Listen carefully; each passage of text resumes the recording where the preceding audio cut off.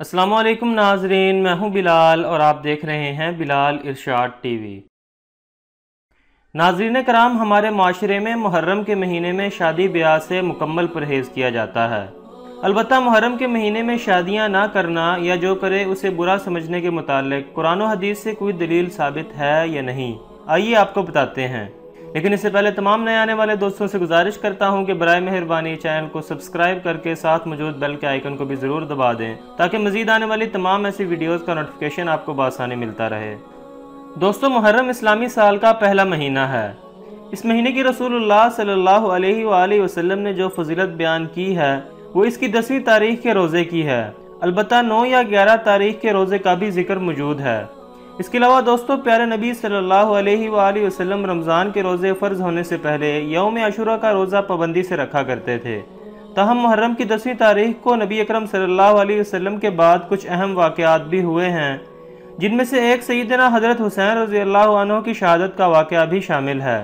مگر دوستو، یہ واقعہ نبی صلی اللہ علیہ وآلہ وسلم کی وفات کے بعد وقوع پذیر ہوا، اس لیے اس مناسبت سے اس کی یاد میں کسی رسم کو کوئی شرعی حیثیت نہیں دی جا سکتی۔ چنانچہ افسوس ہے کہ محرم کی اصل حقیقت جو نبی صلی اللہ علیہ وآلہ وسلم سے ثابت ہے، اس پر تو کوئی عمل نہیں کرتا، لیکن جو بے شمار غلط عقائد اور رسومات ان دنوں کی مناسبت سے عوام میں پھیلے ہوئے ہیں، ان پر کثرت سے پابندی کی جاتی ہے۔ اسی طرح برِ صغیر میں زیادہ تر محرم کے مہینے میں شادی بیاہ سے مکمل پرہیز کیا جاتا ہے، اور بعض لوگ اسے منحوس قرار دیتے ہیں، جو کہ دین سے دوری اور جہالت کی وجہ سے مسلمان طرح طرح کی بدعات میں مبتلا ہو چکے ہیں، اور قرآن و سنت کی صحیح رہنمائی نہ ہونے کی وجہ سے لوگ انہیں دین و شریعت سمجھ کر ان پر عمل کر رہے ہیں۔ البتہ محرم کے مہینے میں شادی بیاہ نہ کرنا یا اسے منحوس سمجھنے کی قرآن و حدیث اور چاروں امام اور اہل علم کی کوئی دلیل یا ثبوت حاصل نہیں ہے۔ یہ ایک جاہلانہ اور بے دین خیال ہے۔ لیکن اگر سوچا جائے کہ جس مہینے میں اتنا بڑا حادثہ ہوا کہ خاندان نبوت کو رسوا کرنے کی کوشش کی گئی، اس مہینے میں کوئی بھی خوشی کا جشن منانا کون سی عقل مندی ہے؟ اگر جذباتی انداز میں اسی دلیل کو لے کر لوگوں کے سامنے پیش کیا جائے تو شاید کافی لوگ اس کو مان جائیں، لیکن اگر قرآن و سنت کی دلائل کی روشنی میں اس بات کا جائزہ لیا جائے تو کئی وجوہات کی بنا پر اس میں کوئی وزن نہیں ہے، کیونکہ اسلام میں سوگ منانے یا ماتم کرنے کے سلسلے میں بھی ہماری مکمل رہنمائی کی گئی ہے۔ خود رسول اللہ صلی اللہ علیہ وآلہ وسلم نے اس کی وضاحت بیان فرمائی کہ میت کا سوگ 3 دن سے زیادہ منانے کی کسی کو اجازت نہیں سوائے اس عورت کے جس کا خاوند فوت ہو جائے، اور اس کو بھی 4 مہینے اور 10 دن سوگ کی اجازت دی گئی ہے۔ چنانچہ دوستو، اب ان تعلیمات کے بعد اس عمل کی کوئی گنجائش نہیں کہ صدیوں پہلے رونما ہونے والے واقعے کا سوگ آج مختلف طریقوں سے منایا جائے۔ دوستو، اگر بڑی بڑی شخصیتوں کے انتقال اور شہادت کے واقعات پر سوگ کرنا ضروری ہوتا تو خود رسول اللہ صلی اللہ علیہ وآلہ وسلم حکم فرماتے۔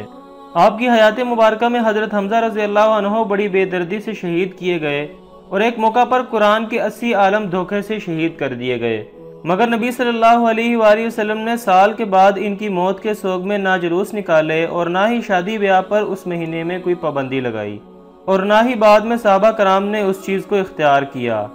دوستو، آخری بات یہ ہے کہ پیارے نبی حضرت محمد صلی اللہ علیہ وآلہ وسلم کی انتقال کا واقعہ کوئی معمولی نہیں ہے۔ آپ صلی اللہ علیہ وآلہ وسلم کی وفات کے موقع پر صحابہ کرام رضوان اللہ اجمعین اور خاندان اہل بیت کی جو حالت ہوئی، اس کی تفصیلات میں سیرت و تاریخ کی کتب بھری پڑی ہیں، مگر اس کے باوجود ربیع الاول کے جس مہینے میں آپ کی وفات ہوئی، اس میں نہ سوگ، نہ ماتم اور نہ ہی شادی بیاہ پر کوئی پابندی عائد ہوتی ہے، اور جس مہینے میں آپ صلی اللہ علیہ وآلہ وسلم کی وفات ہوئی، آپ کی پیدائش کی خوشی میں جشن و عید منائی جاتی ہے۔ تو کیا حضرت حسین رضی اللہ تعالیٰ عنہ کا مقام حضور صلی اللہ علیہ وآلہ وسلم سے بھی زیادہ ہے کہ محرم میں ہم ان کی شہادت کی وجہ سے نکاح اور خوشی کی تقریبات کی ممانعت کر دیں؟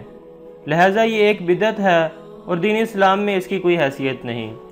دعا ہے کہ اللہ ہمیں دین کی سمجھ عطا کر کے اس پر عمل کرنے کی توفیق عطا فرمائے، آمین۔ اس کے ساتھ ہی آج کی ویڈیو کا اختتام ہوتا ہے۔